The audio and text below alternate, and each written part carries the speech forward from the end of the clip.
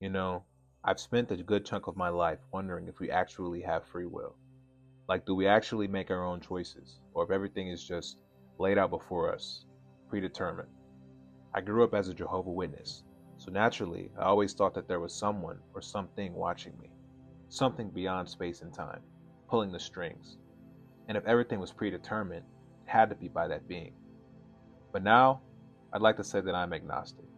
I just don't know. And honestly, I think that it's okay to not know. I get why some people believe in God, and I also get why some people don't.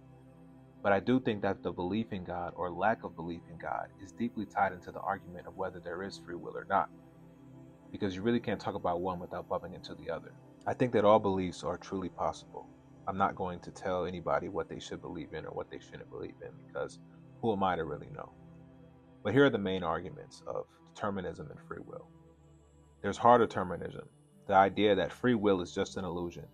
Everything, including our choices, is caused by something else, like dominoes falling, one after the other. Then you got libertarianism. No, not the political kind. This one says that free will is real. Nothing is written in stone. We do have the power to choose and free from outside causes. We can create our own meaning in life, even if there was none set to begin with. Next, there is compatibilism. It tries to blend both.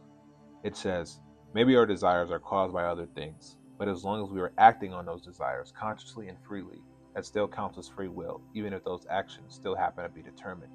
And finally, this worldview isn't typically explicitly an argument on free will, but I think that it's worth mentioning.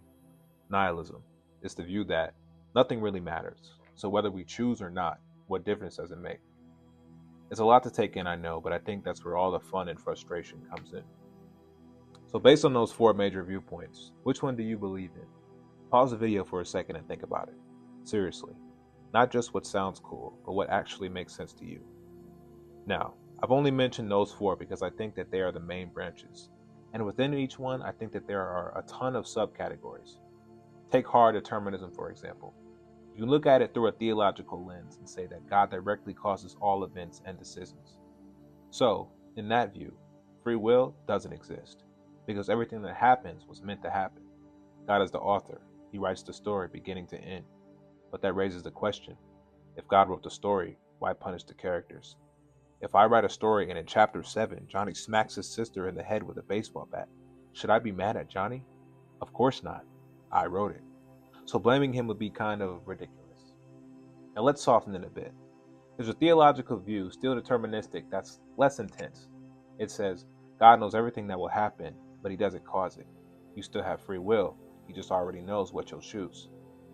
One of my older brother's favorite sayings is, I'm not no Peter. And the reasons why he says this is because in the book of Luke, Jesus tells Peter that he's going to deny him 3 times. And this is the same Peter who cut a guy's ear off when he came up to arrest Jesus. And this goes to show that this wasn't just some passive disciple. Peter was bold, loyal, and protective. So it really makes you think, was Peter destined to make that choice? Or did Jesus just know it would happen? Because you think if somebody told you, hey, you're going to betray your best friend, you do everything in your power to make sure that did not happen. But even after the warning, Peter still denied him 3 times. So was this fate? Or just the unfolding of a moment Jesus had already saw? It's one of those biblical stories that sits right at the heart of the free will debate. Now, some people push back on this because they will ask, if God already knows every move you'll make, can you really choose otherwise?